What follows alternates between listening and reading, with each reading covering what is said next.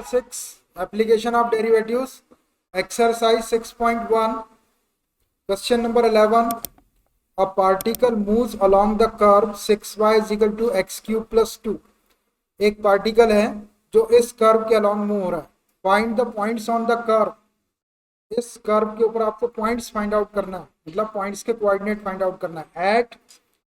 at which the y coordinate is changing 8 times as fast as the x coordinate. और यहाँ पे condition दी हुई है कि the y coordinate is changing 8 times as fast as the x coordinate. y coordinate के अंदर जो चेंज होगा टाइम के रिस्पेक्ट में dy by dt, वो x coordinate में होने वाले चेंज dx by dt का 8 टाइम्स है. That is dy by dt is equal to 8 into dx by dt. ये कंडीशन आपको गिवन क्वेश्चन में गिवन है, तो आपको इस कर्व के ऊपर पॉइंट्स फाइंड आउट करना है. सारी बात समझ में? तो अकॉर्डिंग टू द क्वेश्चन, सबसे पहले अकॉर्डिंग टू द क्वेश्चन,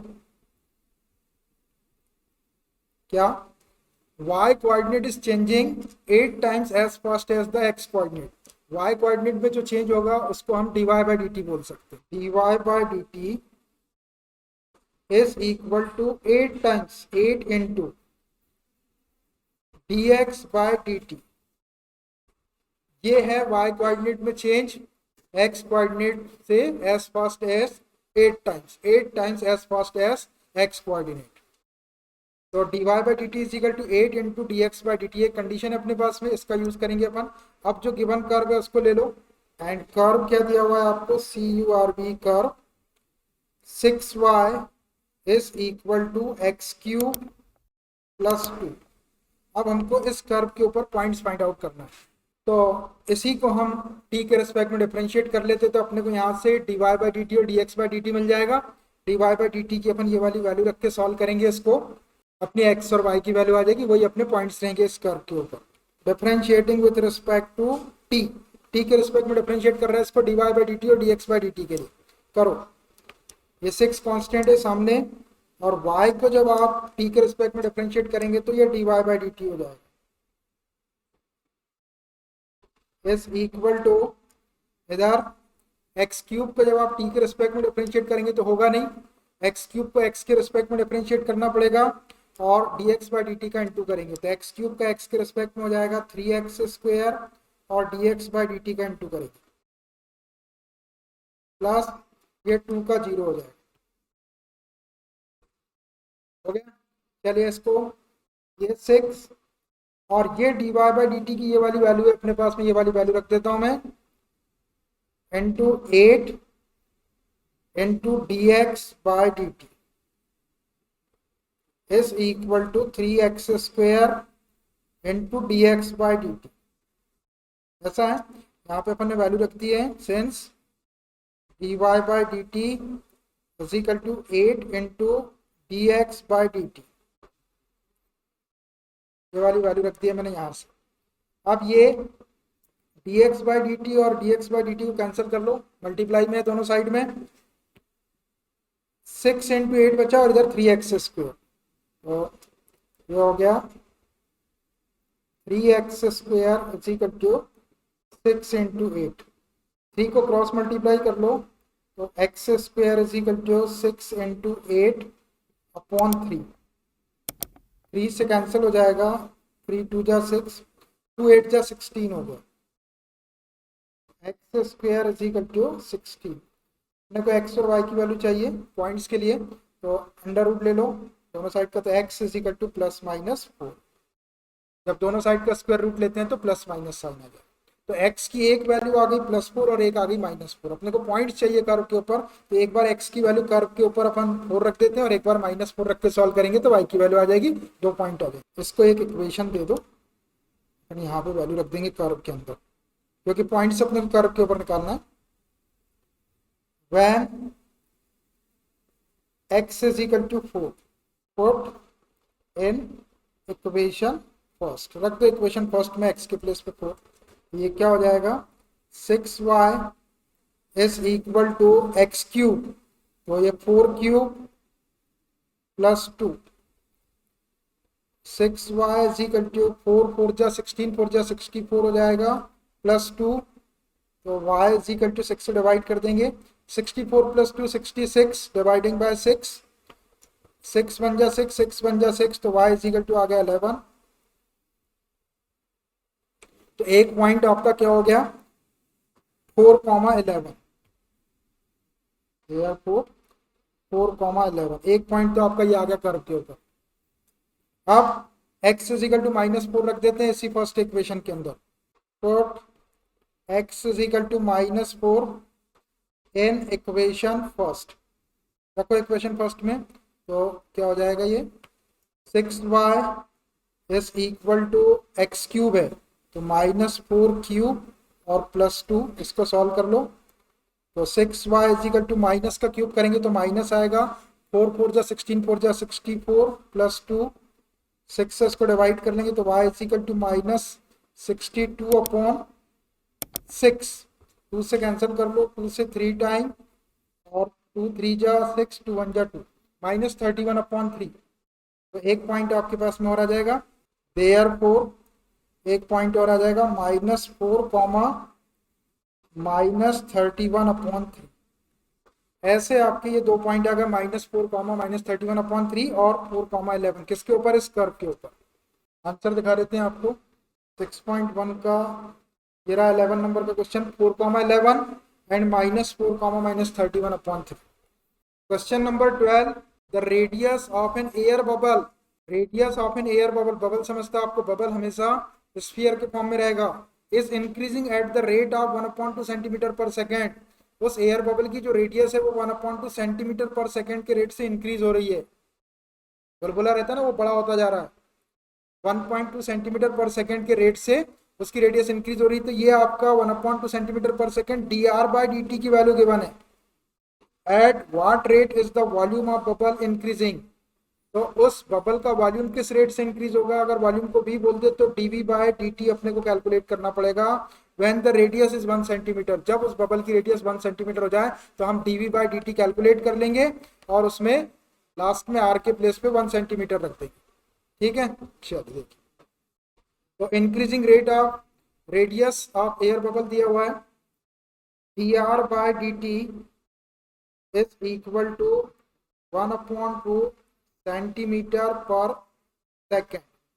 आपको कैलकुलेट करना है increasing rate of volume of air bubble dv/dt is equal to question mark at r is equal to 1 centimetre, ठीक है। इसमें एक क्वांटिटी का रेट ऑफ चेंज आपको गिवन है रेडियस का, तो वॉल्यूम का रेट ऑफ चेंज आपको कैलकुलेट करना है। एयर बबल को हमेशा स्फीयर कंसीडर किया जाएगा, तो मैं डायरेक्ट dv/dt की वैल्यू निकाल लेता हूं, यहाँ पे वॉल्यूम यूज कर लेंगे अपन, एयर बबल का volume is equal to volume of sphere 4/3 times pi r cube, तो dv/dt is equal to d/dt और v की वैल्यू 4/3 पाई r क्यूब, ये मैंने v की वैल्यू रख दिया 4/3 पाई r क्यूब। अब ये r का फंक्शन है, हम t के रिस्पेक्ट में डिफरेंशिएट कर रहे होगा नहीं, तो हम इसको r के रिस्पेक्ट में डिफरेंशिएट कर देते हैं और dr/dt का इनटू कर देंगे, ये हो जाएगा 4/3 पाई तो कांस्टेंट है, सामने कर लो, r क्यूब का 3r² हो जाएगा इनटू dr/dt का मल्टीप्लाई करना पड़ेगा। इसको थोड़ा सिंपल करो, ये 3 से 3 cancelled, which is equal to 4 pi r² into dr/dt, और dr/dt की वैल्यू है 1/2 सेंटीमीटर पर सेकेंड, रख दो, ये 1/2 रख दिए, 2 से इसको कैंसिल कर लो, 2 2 जा 4, so which is equal to 2 pi r², ये आया अपना dv/dt, लेकिन अपने को dv/dt चाहिए at r is equal to 1 centimetre पर, therefore dv/dt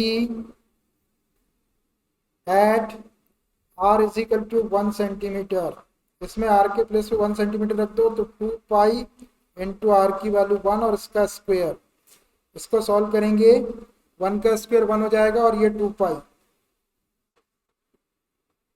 अब इसकी यूनिट लिखना है, तो वॉल्यूम की यूनिट क्यूबिक सेंटीमीटर हो जाएगी और टाइम की यूनिट पर सेकेंड, ये क्यूबिक सेंटीमीटर पर सेकेंड, देखिए 2 पाई क्यूबिक सेंटीमीटर पर सेकंड, इसका मतलब ये है एयर बबल का जो वॉल्यूम है वो 1 सेकंड में 2 पाई क्यूबिक सेंटीमीटर इंक्रीज होगा। क्यूबिक सेंटीमीटर पर सेकंड का मतलब ये हुआ कि जो एयर बबल है उसका वॉल्यूम 1 सेकंड में, पर सेकंड मतलब 1 सेकंड में 2 पाई क्यूबिक सेंटीमीटर इंक्रीज होगा।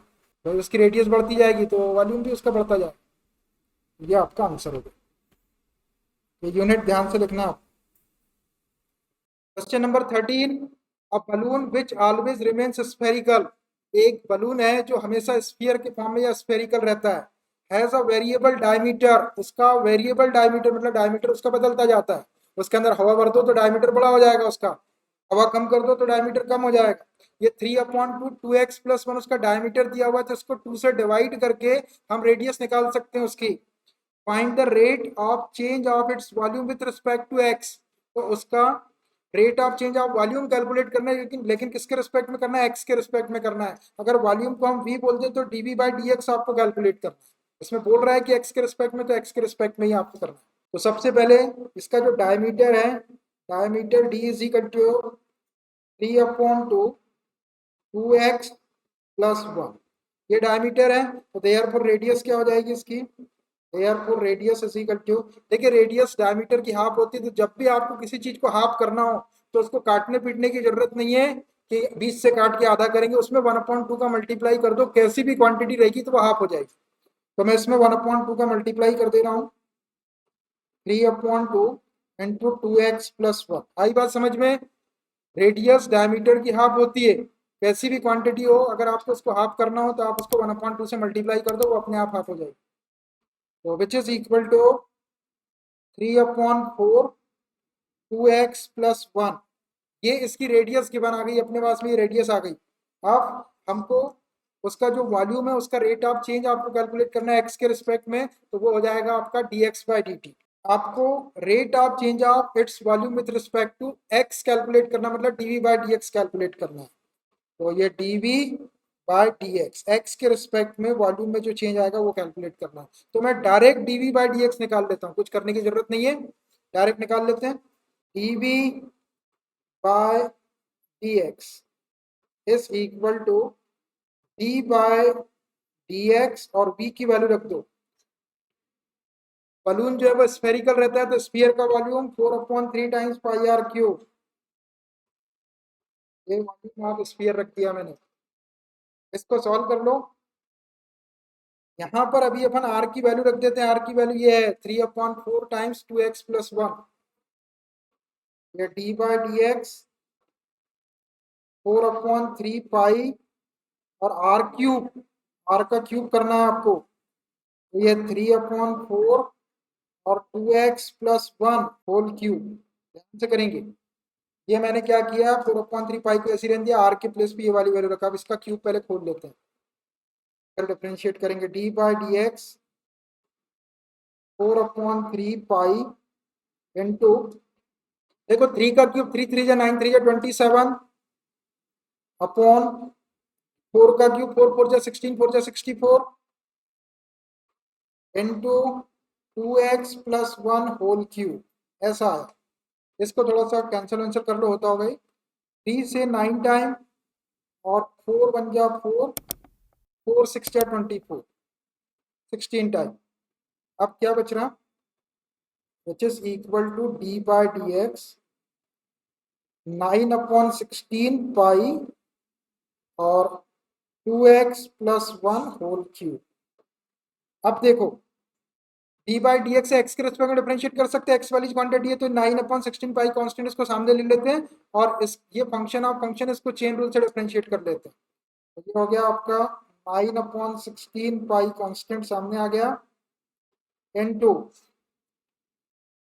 x⁻n वाले फॉर्मूले से डिफरेंशिएशन करेंगे, 3 सामने आएगा, एक पावर कम कर दो, 3 सामने आ गया, एक पावर कम करेंगे तो 2x+1 स्क्वायर। अब अंदर वाले का आपको फिर से करना है चेन रूल से, तो 2x का हो जाएगा आपका 2 इंटू एक्स का 1 हो गया और प्लस 1 का 0, ऐसा आ गया। ध्यान से करना है, इसको थोड़ा सा एक से लिख लो। ये 9 3 जा 27 अपॉन 16 पाई और ये 2 और है यहाँ पे, ये 2 और ये 2x प्लस 1 होल स्क्वायर। ये 2 से इसको 8 टाइम कैंसिल कर लो, ये आ गया आपका 27/8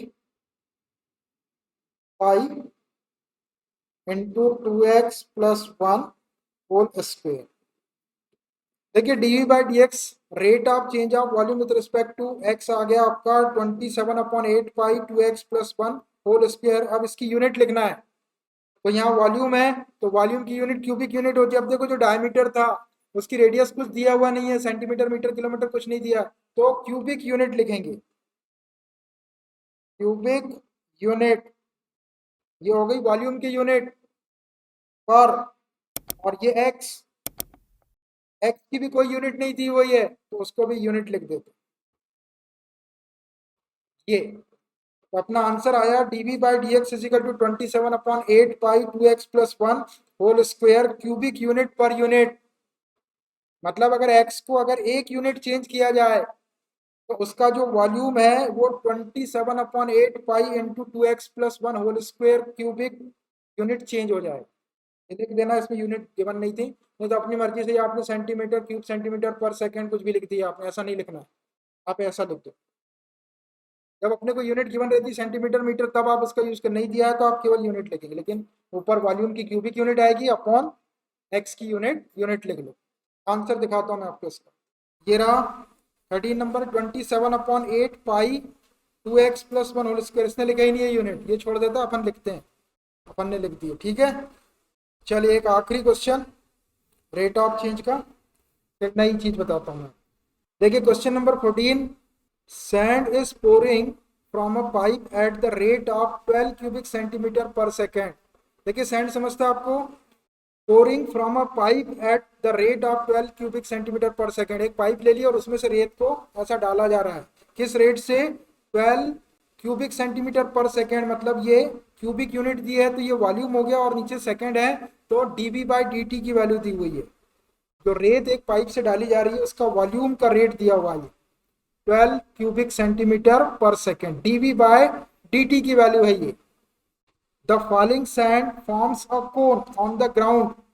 अब जो पाइप से जो रेत ऐसा डाल रहे हैं इस रेट से, वो ग्राउंड के ऊपर गिर रही है, लेकिन ग्राउंड के ऊपर वो क्या किस फॉर्म में गिर रही है, फॉलिंग सैंड फॉर्म्स अ कोन, और वो कोन बना रही है। कौन समझता है आपको, आइसक्रीम का कोन, ऐसा कोन बना रही है। in such a way that height of cone is always 1/6 of the radius of the base। और इस वे में वो गिर रही है कि उसकी जो हाइट होगी कोन की, वो उसके बेस की जो रेडियस रहती है उसकी 1/6 रहेगी। मतलब h is equal to 1/6 time radius, ये कंडीशन दी हुई है। How fast is the height of the sand cone is increasing. तब रेत लगातार गिरती जा रही पाइप में से, तो उस कोन की हाइट भी बढ़ती जाएगी। तो आपको how fast is the height of sand cone is increasing, उस सैंड कोन की जो हाइट है वो किस रेट से इंक्रीज हो रही है। अगर हाइट को अपन एच बोल रहे हैं तो आपको D h by d t calculate करना पड़ेगा। When the height is 4 centimetre, जब उस कोन की हाइट 4 सेंटीमीटर हो जाए उसके बाद किस रेट से उसकी हाइट बढ़ेगी वो कैलकुलेट करना है। तो हम d h by d t calculate करेंगे किसके ऊपर, at h is equal to 4 centimetre के ऊपर। जब लास्ट में अपना d h by d t आ जाएगा उसमें जहां एच आएगा उसके प्लेस पे 4 सेंटीमीटर रख देंगे। आ रही बात समझ में। एक पाइप है, पाइप में से रेत ऐसी ग्राउंड के ऊपर गिराई जा रही है, तो रेत जो है वो एक कोन को फॉर्म कर रही है। कौन समझता है आपको, और उस कोन की जो हाइट है उसके बेस की रेडियस की हमेशा 1/6 रहेगी। तो आपको ये बताना है कि उस कोन की जो हाइट है ग्राउंड के ऊपर वो किस रेट से इंक्रीज हो रही है जब उसकी हाइट 4 सेंटीमीटर हो जाए। तो चलिए मैं लिखता हूं इसको, डीवी बाय dt, ये जो सैंड ग्राउंड के ऊपर गिर रही है उसका गिरने का जो उसके वॉल्यूम का जो रेट दिया है वो है 12 cubic centimetre per second, 12 cubic centimetre per second, ये कंडीशन है। और how fast is the height of cone sand increasing when the height is 4 centimetre. मतलब d h by d t आपको कैलकुलेट करना है, d h by d t is equal to question mark at h is equal to 4 centimetre. तो ये जो condition है, in such a way that height of cone is always 1/6 of the radius of the base, इसका use कर लेते हैं। H is equal to 1/6 R, ये given है। तो यहां से अपन R की वैल्यू निकाल लेते हैं। R इज इक्वल टू क्या हो जाएगा 6H, क्रॉस मल्टीप्लाई कर दो 6 का 6H, ये वैल्यू काम में आ जाएगी अपनी। अब क्या करते हैं हम, ये dv बाई dt की वैल्यू गिवन है तो dv बाई dt को सॉल्व कर देते हैं।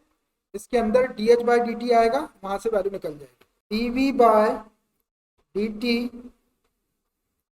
Is equal to 12 cubic centimetre per second, ये गिवन है, यहाँ वैल्यू रखता हूं मैं। d बाई dt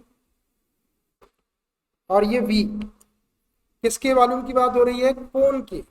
तो कोण का वॉल्यूम क्या होता है 1/3 times pi r square h है याद। Volume of cone 1/3 times pi r square h is equal to 12। अब ये जो क्वांटिटी है इसमें आर बी और एच भी, तो अपने पास में आर की वैल्यू एच के टर्म में है 6H, तो आर के प्लेस पे पहले 6H रख दो, which implies d by d t 1/3 pi r square. तो आर क्या है आपका 6H है, इसका स्क्वायर कर देंगे into h is equal to 12।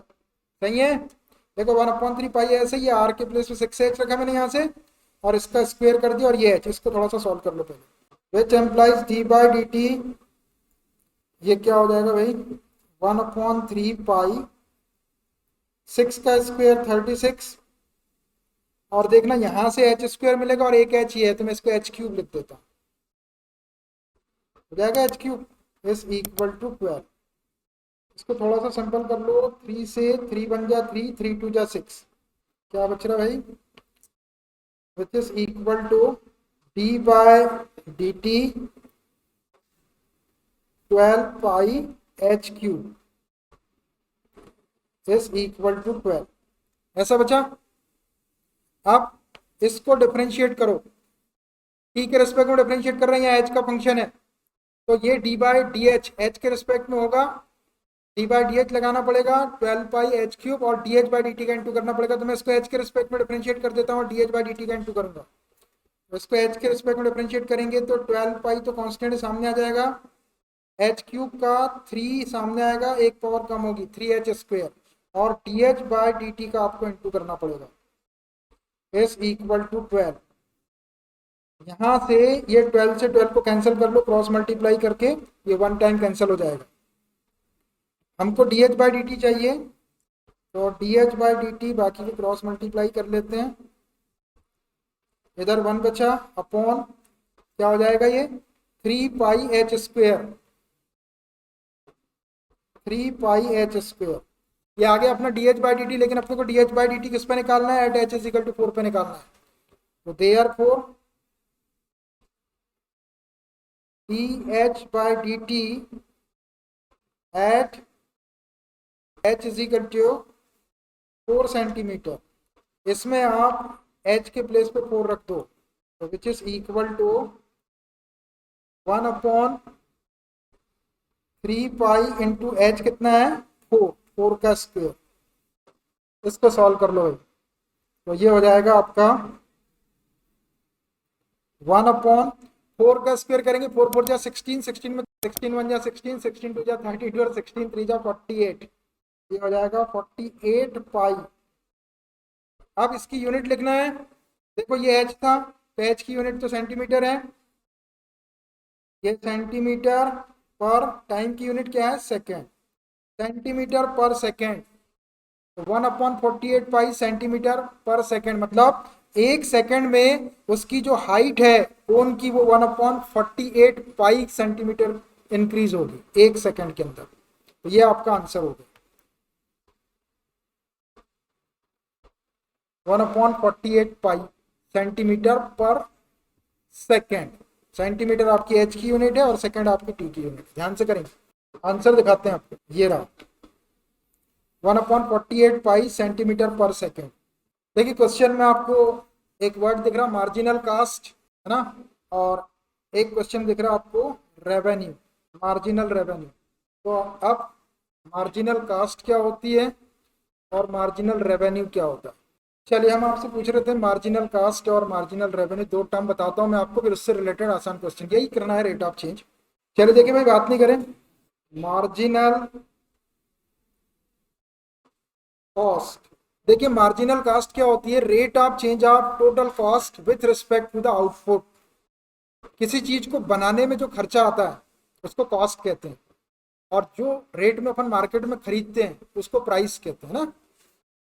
तो मार्जिनल कास्ट क्या होती है? Marginal cost is the rate of change of total cost with respect to the output. Output मतलब जितने प्रोडक्ट बन रहे हैं और उनको बनाने में जितना खर्चा आ रहा है, उस टोटल कॉस्ट को अगर उसके आउटपुट के रिस्पेक्ट में डिफरेंशिएट कर लिया जाए तो मार्जिनल कास्ट आ जाती है। मतलब उसके ऊपर कितना खर्चा हो रहा है वो आ जाएगा।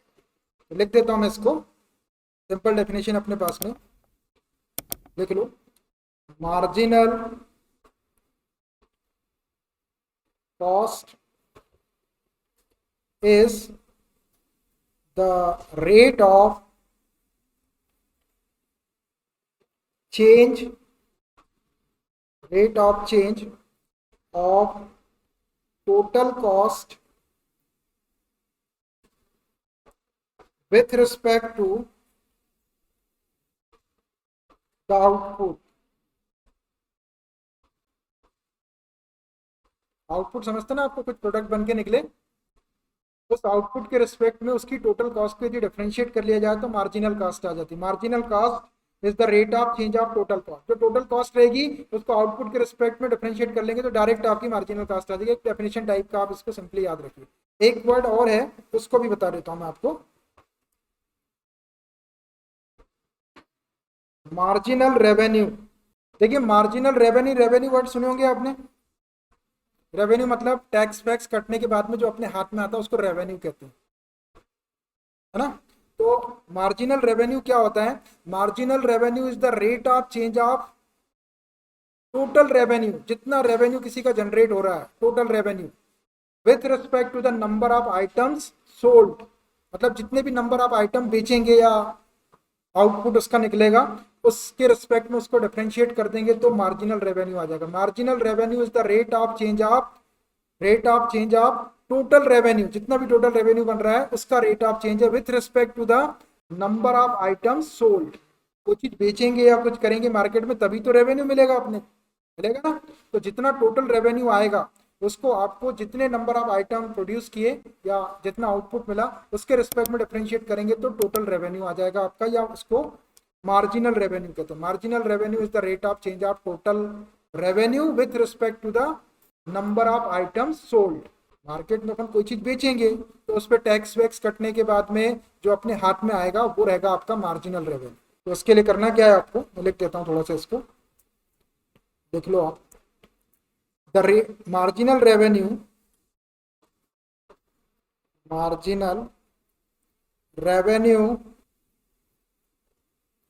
is the rate of change of total revenue with respect to the number of items sold। Marginal revenue is the rate of change of total revenue with respect to the number of items sold। जितना total revenue आपको given रहेगा उसको आपको number of item sold या output के respect में आपको differentiate कर लेना है तो आपको मार्जिनल रेवेन्यू मिल जाएगा। अगर क्वेश्चन में मार्जिनल रेवेन्यू आएगा तो अपन मार्जिनल रेवेन्यू यूज करेंगे, मार्जिनल कॉस्ट आएगी तो मार्जिनल कॉस्ट यूज करेंगे। दोनों रेट ऑफ चेंज है, दोनों लगभग दोनों रेट ऑफ चेंज किसके रिस्पेक्ट में है? जो आउटपुट मिल रहा है उसके रिस्पेक्ट में, या जितने आइटम सोल्ड हो रहे हैं या सेल हो रहा है उसके रिस्पेक्ट में आपको उसको डिफरेंशिएट कर देना। टोटल कॉस्ट को डिफरेंशिएट करेंगे किससे? टोटल आउटपुट से। जितना आउटपुट है उसके रिस्पेक्ट में डिफरेंशिएट करेंगे तो मार्जिनल कॉस्ट आ जाएगी। और मार्जिनल रेवेन्यू के लिए टोटल रेवेन्यू को आप जितने आइटम सोल्ड हो रहे हैं उसके रिस्पेक्ट में डिफरेंशिएट कर देंगे तो मार्जिनल रेवेन्यू आ जाएगा। दोनों टर्म आपको समझ में आ जाना चाहिए और ये दोनों टर्म आप याद रखें। और ये दोनों भी चीज आएगी काय में? रुपीज में आएगी। रुपीज में आंसर आएगा कि भाई आपको रेवेन्यू मिल रहा है तो रुपीज में मिलेगा, है ना। किसी चीज की मार्जिनल कॉस्ट होगी, खर्चा आएगा तो वो भी रुपीज में आएगा, ठीक, रुपीज में या जो भी करेंसी रहेगी उसमें आएगा। चलिए मैं क्वेश्चन बताता हूँ, एकदम क्लियर हो जाए, बहुत आसान है। Question number 15, the total cost c of x, लिख दिया टोटल कॉस्ट को, in rupees associated with the production of x units of an item is given by. देखिए एक्स यूनिट कोई आइटम का प्रोडक्शन हो रहा है, उसकी total cost c of x आपको रुपीज में गिवन है। C of x is equal to 0.007 x cube minus 0.003 x square plus 15x plus 4000। Find the marginal cost when 17 units are produced. ये 17 units are produce मतलब ये output है। तो क्या करेंगे, मार्जिनल कॉस्ट निकालना है आपको। तो मार्जिनल कॉस्ट क्या होती है कि जो टोटल कॉस्ट रहती है उसको आप आउटपुट के रिस्पेक्ट में डिफरेंशिएट कर लो। Rate of change of total cost with respect to the output is called marginal cost.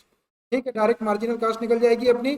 हम ये जो टोटल कॉस्ट दी हुई है इसको हम जितने भी आइटम प्रोड्यूस हो रहे हैं, तो कितनी यूनिट प्रोड्यूस हो रही है, एक्स यूनिट प्रोड्यूस हो रही है, एक्स के रिस्पेक्ट में डिफरेंशिएट कर लेंगे तो आपकी मार्जिनल कॉस्ट आ जाएगी। जो मार्जिनल कॉस्ट आएगी उसमें एक्स के प्लेस पे लास्ट में 17 रख देंगे। 17 यूनिट का प्रोडक्शन हुआ वहां। तो marginal cost, cost marginal cost को शॉर्ट में एमसी लिख देता हूं मैं। ये marginal cost is equal to क्या है, rate of change of total cost with respect to the output. Rate of change of total cost with respect to the output, यही है definition, rate of change of total cost with respect to the output.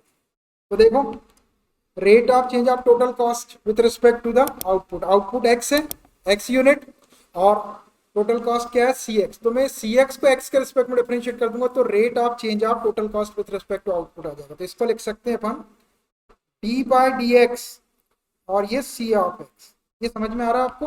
देखिए ये total cost लिखी हुई है c of x, given है अपने question में सी ऑफ एक्स टोटल कॉस्ट। इस टोटल कॉस्ट को आउटपुट क्या है अपना, एक्स यूनिट का प्रोडक्शन हो रहा है तो एक्स के रिस्पेक्ट में इसको डिफरेंशिएट कर लेते, यही इसका मार्जिनल कॉस्ट होगा, rate of change of total cost with respect to the output. Output क्या है, एक्स है, और ये सी ऑफ एक्स आपकी टोटल कॉस्ट को मैंने एक्स के रिस्पेक्ट में डिफरेंशिएट कर दी। अब ये सी ऑफ एक्स की वैल्यू आपको गिवन है, वैल्यू रख दो यहाँ पर, ये हो जाएगा डी बाई डी एक्स और सी ऑफ एक्स की value 0.007 x cube minus 0.003 x square plus 15x और प्लस 4000। अब देखो पूरी एक्स वाली टर्म है अंदर, बाहर डी बाई डी एक्स है तो एक्स के रिस्पेक्ट में डिफरेंशिएट कर लो इसको।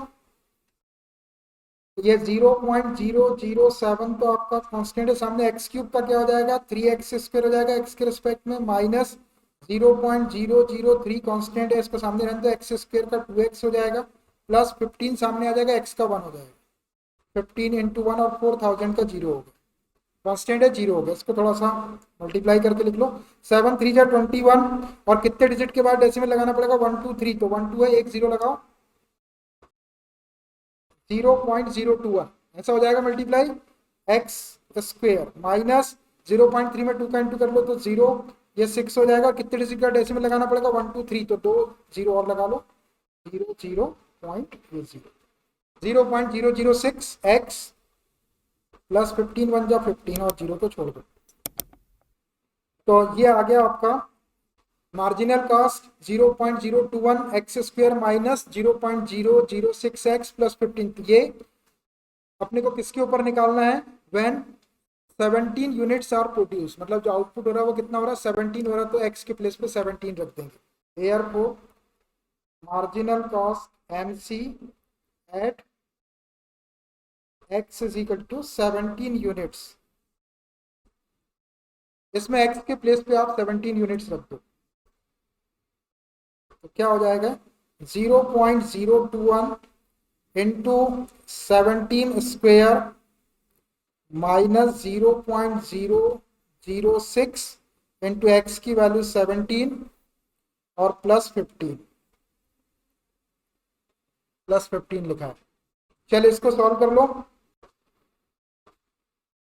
0.021 इंटू 17 का स्क्वायर 289 होता है, माइनस 17 सिक्स जा कितना होता है 102 होता है, और 3 डिजिट का डेसिमल लगा देंगे तो 0.102 प्लस 15। 289 का 21 में इंटू कर लो और 3 डिजिट के बाद में डेसिमल लगाना पड़ेगा। इसका इंटू करना है 0.21 का 289 में इंटू कर लेते, 3 डिजिट का डेसिमल लगा देंगे। ये 21 इंटू 289 6069 आ रहा, 3 डिजिट का डेसिमल लगा लेंगे यूनिट की तरफ 6.069 हो जाएगा। 6.069 आप हाथ से करके करेंगे मल्टीप्लाई, माइनस 0.102 प्लस 15। ये दोनों प्लस वाले इसमें 15 प्लस कर लो, फिर इसको माइनस कर देंगे, या पहले ही इसको माइनस कर लो इसमें से, 3 डिजिट का डेसिमल इसमें भी, और फिर 15 प्लस कर लेंगे। ये कितना हो जाएगा, 9 माइनस 2 करेंगे तो 7, 6 माइनस 0 करेंगे तो 6, और यहाँ से एक बार ले लो, 10 माइनस 1 करेंगे तो 9, और यहाँ बचा आपका 5। 5.967 प्लस 15, इसमें 15 प्लस कर देंगे तो ये रुपीज में आ जाएगा। 15 प्लस 5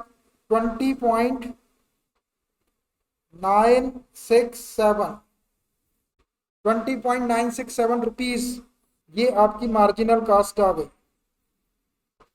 20 रुपए 967 पैसे, 20 रुपीज एंड 967 पैसे। ठीक है, तो ये मार्जिनल कास्ट समझ में आया आपको। मार्जिनल कास्ट में आपको कुछ नहीं करना है, जो टोटल कॉस्ट थी उसको आपको आउटपुट के रिस्पेक्ट में आपको डिफरेंशिएट कर लेना और एक्स की वैल्यू 17 रख देना। आंसर दिखाते हैं आपको।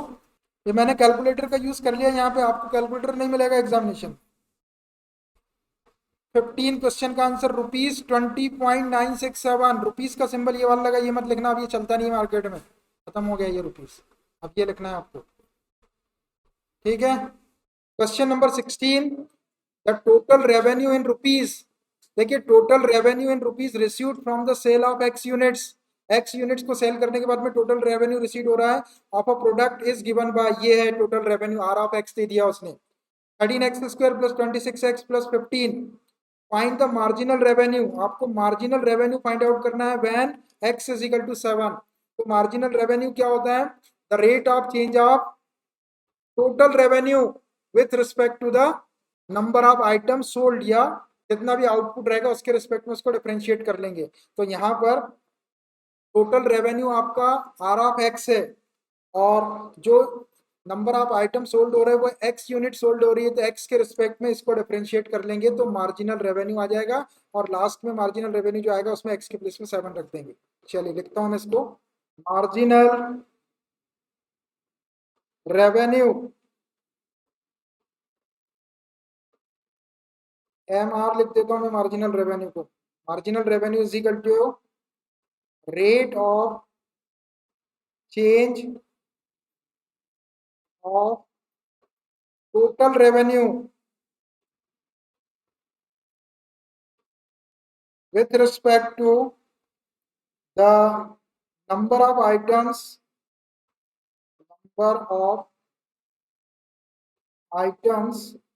प्रोड्यूस्ड, या सेल कुछ भी लिख सकते हैं, प्रोड्यूस्ड, या आप आउटपुट भी लिख सकते थे यहाँ पे, with respect to the output, एक ही बात है। तो which is equal to rate of change के लिए d/dx, एक्स के रिस्पेक्ट में डिफरेंशिएट किसको, टोटल रेवेन्यू क्या है r of x, d/dx r of x total revenue, इसको एक्स के रिस्पेक्ट में डिफरेंशिएट कर, आर ऑफ एक्स की वैल्यू है आपके पास में, तो ये d/dx आर ऑफ एक्स की वैल्यू है ये वाली 13x² प्लस 26x प्लस 15। कर दो इसको एक्स के रिस्पेक्ट में डिफरेंशिएट, 13 2 जा 26x हो जाएगा प्लस 26 हो जाएगा, x का 1 होगा 15 का 0, यहाँ से अपन 26 कॉमन निकाल देते हैं, तो ये x प्लस 1, वो चीज कॉमन दिखती तो निकाल लिया करो। ये अपना मार्जिनल रेवेन्यू आ गया, लेकिन अपने को मार्जिनल रेवेन्यू किस पे निकालना है, when x is equal to 7 के ऊपर।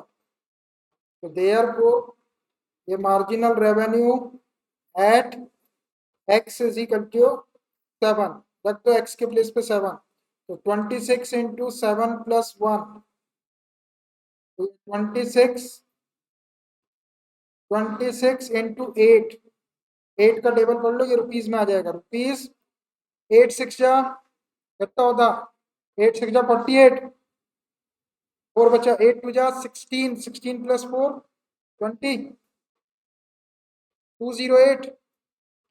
तो ₹208 जो है वो मार्जिनल रेवेन्यू हो जाएगा 7 आइटम को सोल्ड करने के ऊपर या सेल करने के बाद।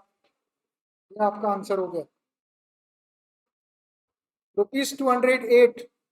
रुपीज में था ना ये रुपीज आ गया।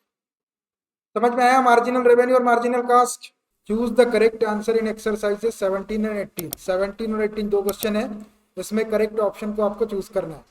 ऑब्जेक्टिव टाइप के क्वेश्चन है, 4 ऑप्शन है, एक ऑप्शन करेक्ट है, उसको टिक करना है। Question number 17, the rate of change of area of a circle with respect to its radius r at r is equal to 6 centimetre. देखिए क्या करना है, rate of change of area of circle with respect to its radius, उसकी radius के respect में area का rate of change आपको बताना है कितना होगा, at r is equal to 6 centimetre. तो एरिया को अगर अपन ए बोल दें और आर के रिस्पेक्ट में उसका रेट ऑफ चेंज निकालना है तो d A by d r निकालना है आपको at r is equal to 6। तो पहले d A by d r निकाल लेंगे और आर के प्लेस पे 6 रखते हैं। Direct d A by d r, ये rate of change of area of circle with respect to radius is equal to question mark at r is equal to 6 centimetre के ऊपर। तो मैं direct d A by d r निकाल लेता हूँ और are के रिस्पेक्ट में उसको अपन डिफरेंशिएट करेंगे। तो d A by d r is equal to d by d r, और एरिया ऑफ सर्कल होता है पाई आर स्क्वायर। ये आर वाली टर्म है, आर के रिस्पेक्ट में डिफरेंशिएट हो जाएगी, तो पाई आर स्क्वायर को डिफरेंशिएट कर लो आर के रिस्पेक्ट में, पाई कांस्टेंट सामने आर स्क्वायर का 2r हो जाएगा, तो ये 2 पाई आर हो जाएगा। तो d A by d r आ गया आपका 2 पाई आर, लेकिन अपने को d A by d r किस पे निकालना है, आर इज इक्वल टू 6 पर। Therefore d A by d r at r is equal to 6 centimetre. इसमें आर के प्लेस पे 6 सेंटीमीटर रख दो, ये हो जाएगा 2 पाई इंटू 6, तो ये हो जाएगा 6 2 जा 12 पाई, और इसकी यूनिट लिख देते हैं, एरिया की यूनिट स्क्वायर यूनिट होगी, ये सेंटीमीटर में रेडियस तो सेंटीमीटर स्क्वायर पर, रेडियस की यूनिट सेंटीमीटर है तो सेंटीमीटर। 12 पाई सेंटीमीटर स्क्वायर पर सेंटीमीटर, इसका मतलब अगर रेडियस को 1 सेंटीमीटर चेंज किया जाए तो उसका एरिया जो है 12 पाई सेंटीमीटर स्क्वायर चेंज हो जाएगा। So which option is correct, 10 pi 12 pi 8 pi 11 pi, option B is correct. लिख सकते हैं आप यहाँ, therefore option B 12 pi is correct. ये लिखना तो लिखो, नहीं तो आप यहाँ पे टिक कर दो बस। मैंने सॉल्व करके निकाल दिया, आप इसको बहुत शॉर्ट में निकाल सकते हैं, ठीक है। चलिए एक क्वेश्चन और है इसका, देखिए last question, question number 18, the total revenue in rupees received from the sale of x units of a product is given by. देखिए x यूनिट का जो सेल हुआ उससे जो टोटल रेवेन्यू रिसीव हो रहा है वो गिवन है, r of x is equal to 3x square plus 36x plus 5, ये टोटल रेवेन्यू गिवन है।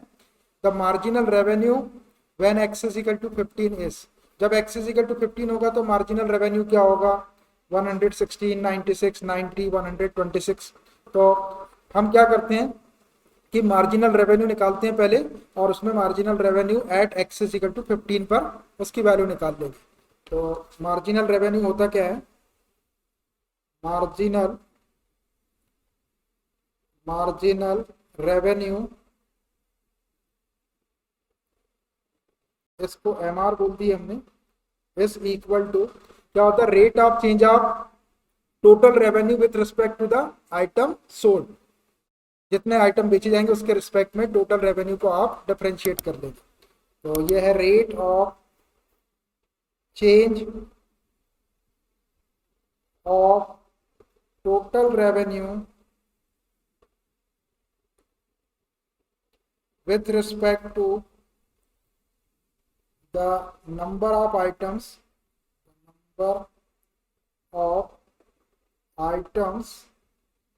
sold, या आप इसको ऐसा भी लिख सकते हैं, rate of change of total revenue with respect to the output मतलब जो प्रोडक्शन हो रहा है वो। तो क्या हो जाएगा ये, which is equal to d by d x unit produce हो रही है या एक्स यूनिट सेल हो रही है, और टोटल रेवेन्यू गिवन है आपको r of x, r of x. बस ये आर ऑफ एक्स की वैल्यू रख देते हैं, d by d x, r of x की वैल्यू है 3x square plus 36x plus 5। ये यहाँ से मैंने आर ऑफ एक्स की वैल्यू रख दिया। अब इसको x के रिस्पेक्ट में डिफरेंशिएट कर लो, 3x स्क्वायर का डिफरेंशिएशन 6x हो जाएगा, प्लस 36x का 36 हो जाएगा, 5 का 0 हो गया। ये आ गई आपकी MR की value, marginal revenue 6x plus 36, लेकिन अपने को निकालना है marginal revenue when x is equal to 15 units. तो देयरफॉर ये marginal revenue at x is equal to 15, x के प्लेस पे आप 15 रख दो इसमें, तो ये 6 इंटू 15 प्लस 36, 15 6 जा 90 प्लस 36, 90 प्लस 36 करेंगे तो रुपीज 6 और 9 प्लस 3 12, 126 रुपीज होगा इसका marginal revenue. So which option is correct? Option D is correct, option D is correct. लिख दो यहाँ चाहो तो, therefore option D 126 is correct.